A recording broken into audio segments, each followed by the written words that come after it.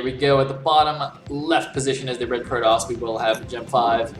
At the top left as the purple Zerg, we will have Dragon. The chat is still asking things about completely random things like blinding spider mines so they don't see, so they don't like go off, but very, very on a low area, you know. That actually works, by the way. You can actually do that. Yeah, I know, but I was thinking that's kind of like the game where Boxer used, what was this, blind against observers, and basically he lost because when he tried to kill the one that wasn't blinded, he couldn't find it. Yeah, because there was so many already blinded. Yeah, there were Pimpus plays actually with that, where Yeah. he used the cloak race to kill the observers, and then tried to get the carriers after, but couldn't quite get all of them. But still, man, even if you lose a game like that, it's definitely worth it. No, I totally agree. I gotta say though that nowadays it's more difficult to create like Pimpus plays, but we do get them sometimes. It's very weird to get them, but you still see them from time to time. Yeah. I mean, it's cool because not only that, but sometimes you even see weird things happen that you didn't even know were possible. Like, didn't we have one a couple of weeks ago where I was like, there was some mechanic that I just didn't even know that we saw happen in a game? I can't remember, but Brood War, man, it's amazing. It's amazing. Yeah. And the only problem that I have with Brood War, and this is the only problem, is because I don't have enough time to play it more. That's the only problem that I have with the game. Okay? Yeah. That's, yeah. It's a good problem to have, man. It's a good problem to have. Yeah, I guess. We got an overpull coming out against the Forge first. Jim's already harassing a little bit, which is always good. And Forge... Yeah, makes sense. And it looks like the drone's gonna spit on him, make that probe guy run away. Yeah, one thing that I noticed actually when doing this is because when I used to play Zerg, I would usually try to use the same drone that they were attacking to actually block, you know, kind of tell the probe to get the hell out. But that's actually not the correct way, as I've seen it later on, because the problem with that is that you're always also putting at risk that drone, whereas if you use another one, while you're actually fighting or running away, the drone that was attacked is actually healing. That's very true. I didn't know that, but I do now. And when I'll play Zerg, I'll remember that this time. Interestingly, we have the hatchery built at the back mineral only instead of the natural. I guess he assumed that the probe would have blocked it at the natural, so he just immediately placed it there, and he's going to make his third hatchery here at the front. But that's kind of interesting. Well, to be fair, you usually don't go the second gas extremely fast, and although there are more minerals at the natural, until you actually start to properly saturate, you usually, I think, have the third hatchery finished. So it might kind of get the same thing if you time it correctly. Yeah. Might be the same thing. I'm not really sure about this because I don't know this map as well. I always have a few problems with it, but... Okay, is he gonna pilot? No. I definitely think that makes sense, but... Oh, man, you can get blocked like this. I mean, well, this dude links here, so I don't think it's actually gonna do anything. Oh, wait. Wait. This guy. That's a very... Oh my... That probe... Oh, this is what people hate Protoss, man. Oh my god. Oh, he made it off location! Oh man, he must like, be so angry. Oh god, I'm getting angry just watching this. Yeah. I mean, I'm Protoss. I couldn't do that with a probe because they would just die, but if I can, I definitely would. Oh man. Tilted. Tilted for days. Oh god. Now, as you were saying before, I don't think it makes a huge difference, you know, unless he was gonna try and go for some fast second gas builds, like, I don't know, fast meters or something. This is getting a little bit excessive here. There isn't even a drone here, like, what is going... Is he just gonna let that finish? Oh my god. He could. I mean, at this point, that extra minerals isn't that important for him, I think. He's already got probes in the second... Oh, wait! He's actually have not a big probe amount so far, so... Yeah. Huh, he actually does let that finish. But there are 4 more links now. He should only have one of them chase the probe, yeah, so we can actually kill off this pylon. And get a hatchery over there ASAP. Anyway, looks like in the meantime, despite all these shenanigans, we have the second gas on the way, the Stargate presumably about to start from this probe here in the main, and this probe in the Zerg's main, just finally died. By the way, Dragon did win the first game of this series, so he's up 1-0 over Gem 5. Just reminding people. I'm thinking about something that I find quite interesting. Because of this game, how it went down, Dragon didn't take another another natural, which means that he will not have an easy access to his next expansion. Yeah. I mean, see, that was why I was curious about this back hatchery, because that sort of forced him into that route. So in fact, blocking the natural again and forcing this off-location hatchery didn't accomplish quite as much, because he'd basically already forced Dragon down that route by making him go for that back expansion. But, I mean, you know, being as annoying as possible in general as Protoss against Zerg is a good game plan. Okay, that is... Oh... I gotta say that we usually, if you're gonna sacrifice a Zealot to scout, in my personal opinion, it's good to bring a Zealot and a Probe, because they have different move speeds, and it's very difficult for the Zerg to actually get both. I think I've done it a few times, and most of the times people try to either kill the Probe or the Zealot so the other thing gets through and you get to scout. Well, I mean, it was curious because he already lost 2 Zealots at the front earlier, and then he's just sent 1 random one by itself, so I don't really know the point of that. Maybe it was just like he rallied it there or something and forgot. But I don't think there was really much point for that Zealot to be there at all.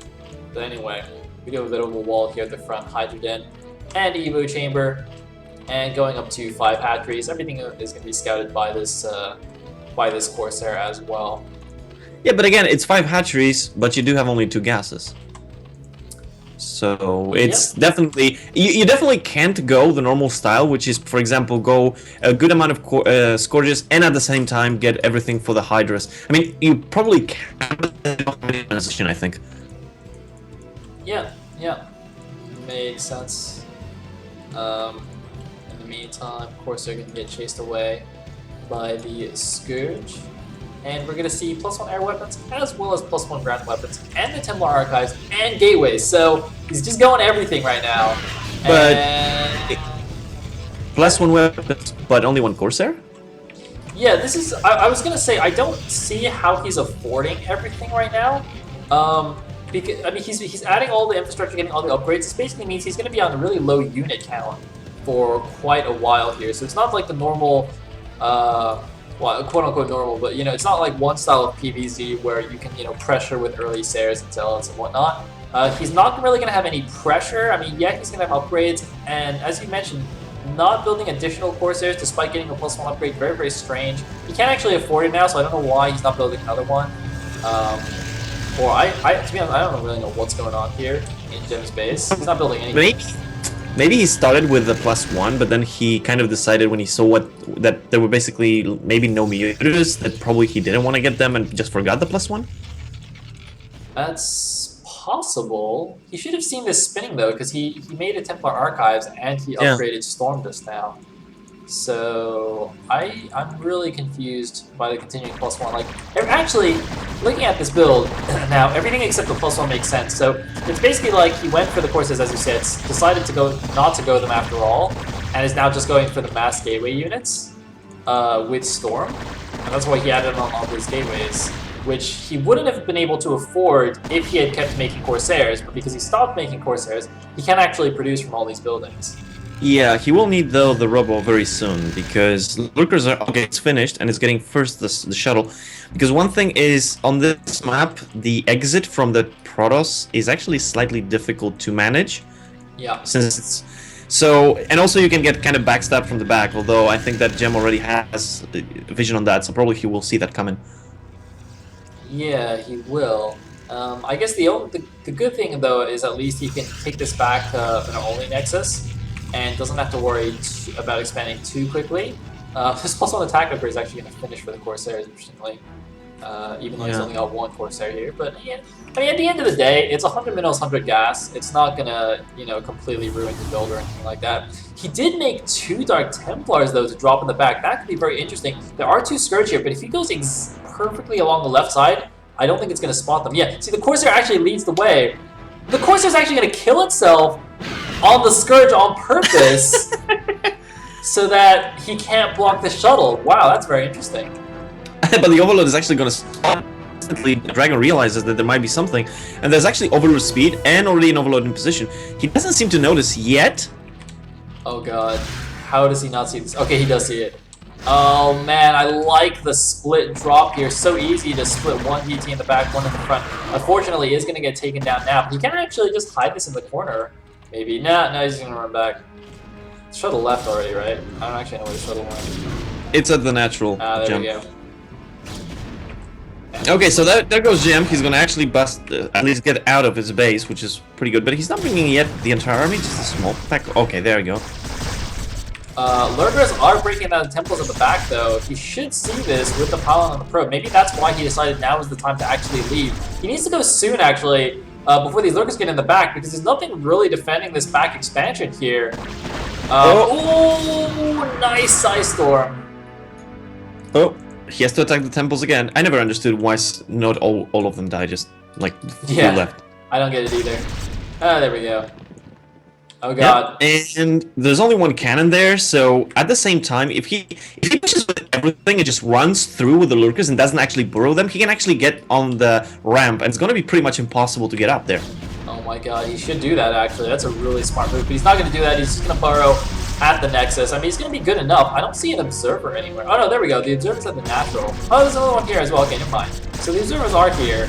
But the Lurker is still going to be able to do quite a bit of damage because the units are sort of coming in a line. But it looks like the Dragoons come in first, actually. That's actually perfect for the Perdos.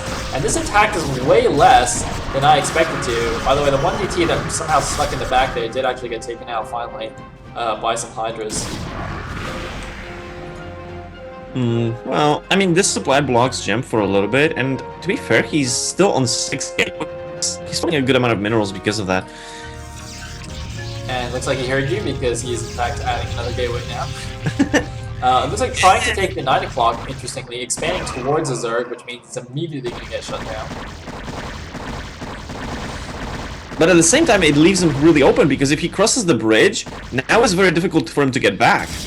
Oh god, you're right. He actually has half his army trapped in here now. Whoopsie daisies, that's a little bit awkward. Oh man, the perfect storm there on the bridge. And so many Overlords are actually dying that this is going to supply block Dragon.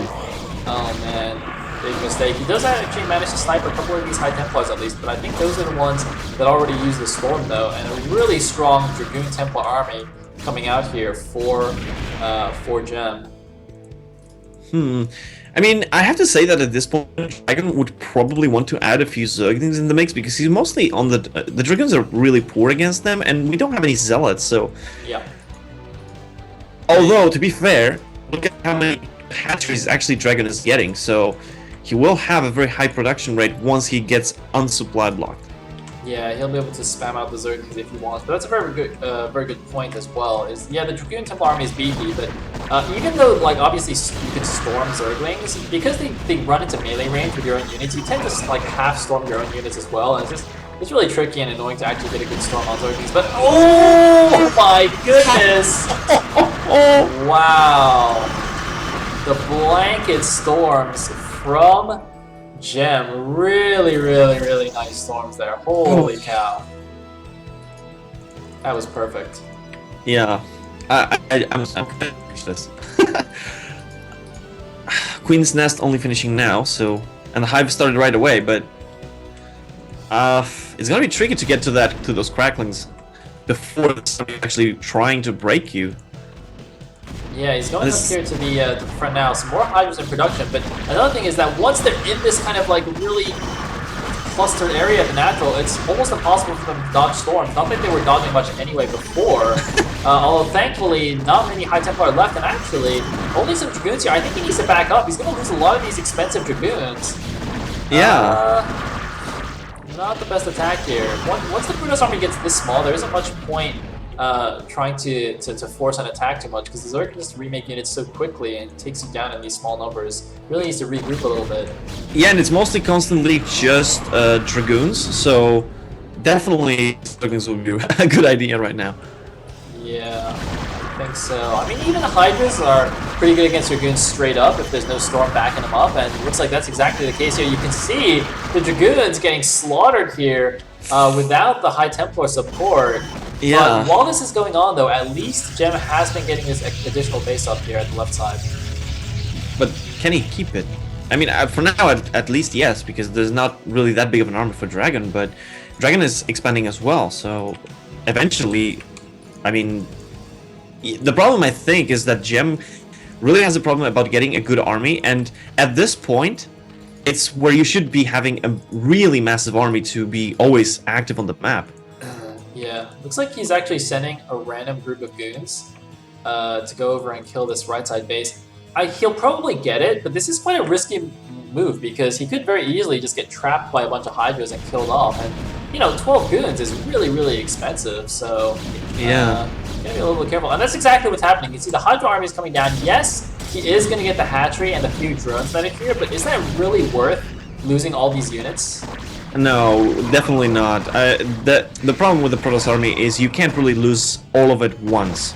Because if you lose the entire army, the time that it takes to rebuild it is too much compared to how fast the Zerg can replenish. And we do see Zerglings now. So. He's actually just going to go counter. He's actually just going to completely ignore this army. Because he knows that a good portion of this Protoss army is out of position. Yeah. Now, unfortunately for him, though, there are a bunch of cannons and 2 High Templar with a Storm each. Oh man, how good is the Storm dodging going to be? He's going to have to dodge these really well. Well, maybe not. He's got so many units. Maybe it doesn't matter. Not the best storms either. Oh, never mind. It's okay. It wasn't terrible. Yeah, but that base is gonna go down, definitely. I mean, even the army that's coming back to save it is so small that it won't do anything. Yeah. Oh man, and the lurkers on the bridge actually are stopping the army from actually coming here. Meanwhile, a whole lurker, Zergling line from the base as well coming in to support, and now Djem 5 making a bit of a mistake, basically traded base for base, but his base also had a bunch of probes that he lost as well, and I think that was a way better exchange for the Zerg player. Yeah, especially because the fact that Djem 5, okay, he's got 4 High Templars now, but the problem is that we are already going to the stage of the game where you actually want to have Archons and Zealots and some High Templars. Unfortunately for him, he's still very heavy on Dragoons, so I think that at this point he's going to be trading so inefficiently that it's not really going to matter that much of the economy, but more of the army wars. It's so interesting though, neither player actually is willing to engage each other head on. They both keep going for expansions and backstabbing. It looks like another Zerg base might fall, but this time Dragon actually wants to fight. There's a Storm on a trailing High Templar. How good is the engagement going to be? The Zealot should actually come over to the other side. The Storms need to be good. The Zerg is the one that's attacking into this, so he's going to have to eat a lot of Storms here. And I think Djem is actually just going to wipe the floor with this army and take out all these hatcheries too. Remember, that's 3 hatcheries of production that were also at this base. Although no, the reinforcements are coming in. There's Defilas here, and there's no more Storms. The Cracklings are going to town on the army. The Zealots are on the wrong side. Oh god. Oh, finally they come down here. Yeah, and wow, basically Djem traded his entire army for like 3 hatcheries and the army from the Zerg. Wow, I thought he was at least going to kill this base, but he only killed 1 of the hatcheries that were here and lost everything. He is getting this this bottom right base. He's got a few DTs to help defend, but that was not worth it for Djem. The thing is, Djem could have, as soon as he saw the army coming in from the back, he could have pulled away from the buildings and tried to engage lower on the bridge where it's harder for the Zerg to get up and just storm everything there. But he just kept going at the front, which meant his Zealots were on the wrong side and the Zerg had much more space to avoid everything. I have to say that, to be fair, there was still 3 hatcheries of production there, and every time they pop just a few Zerglings, that would still be problematic. Yeah, that's true. That's true. But now Djem is in a lot of trouble. Looks like he's going to lose this Nexus. They're actually very even in supply, which at this point I think means that Djem is about to be completely dead. Yep. Oh, and probe's even coming. That probe transfer, though. Well, that is not good.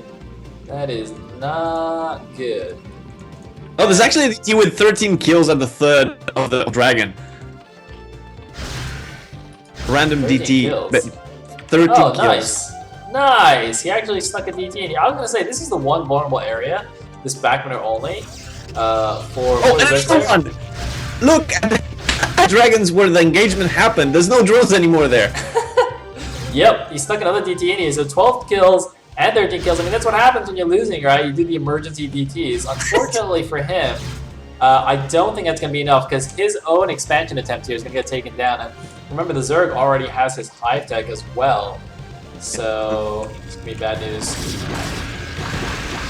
Very good stuff. Is it enough? Wow. Alright, never mind. Insta-kill. One thing that I really worry is that Djem 5 didn't continue his upgrades. He's basically at only +2 attack. And if you look at Dragon, he's at 2-2 with his crack. Yeah, that's another big problem for the Protoss is he's out upgraded here. And I mean he did hold on to this base. I think right now he needs to just play Super Turtle mode and accept that yes, Zerg, you know, he's got the right side for a little bit for DT at the main of the Zerg. Kill the Zergling! It's okay, there's only one! Oh god. Oh god, is this guy gonna single? No! He's gonna die of drones!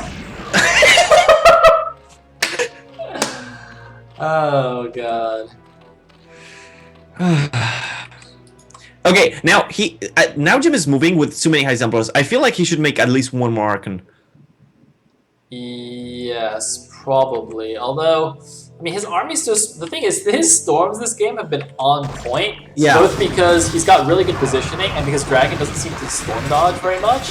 So, I don't know. I mean, maybe it's okay to keep this many for now. It's hard to say. In this game. Oh my god, he's got 3 more. Never mind. Alright. That is a little bit too many. But, I mean, we'll see here. He's getting these hatcheries for free. I actually... What is Dragon doing right now? Where is his stuff? Yeah. Oh, he's loading up a drop. He's got ultras and he's going for a drop. But what is he gonna drop? I mean, he needs those units to actually battle Djem 5 on the ground. If he leaves, then he basically is opening his own bases. Oh man, this is gonna be so interesting. The thing is, a mass High Templar army is good in army-on-army engagements, but High Templars don't do anything to buildings. So if this thing turns into like some kind of weird base race, the High Templars aren't actually going to help that much. Oh, but here we go, he's going to drop the fresh expansion here. Where's the Dark Swarm? There are the Dark Swarms. Is he going to drop everything? Oh god. And at the same time an attack on the natural dragon, so... this is base trading, basically, trying to win the game with just that force. But look at this! The Storms actually clean up all those Ultralisks. It was actually worth it, and now he can make the Archon. So he's got 1 Storm left in each of these dudes. So he lost a base, but he's going into the natural. 1 more DT has been dropped into the back here. This game is actually surprisingly close. The Protoss is behind in supply, but Archons are nothing to be laughed at. More Storms just before the High Templars die. It's only Zerglings, but Archons will absolutely melt. The Zerglings, a DT in the back, taking out the hatchery. There's no more drones to even kill here.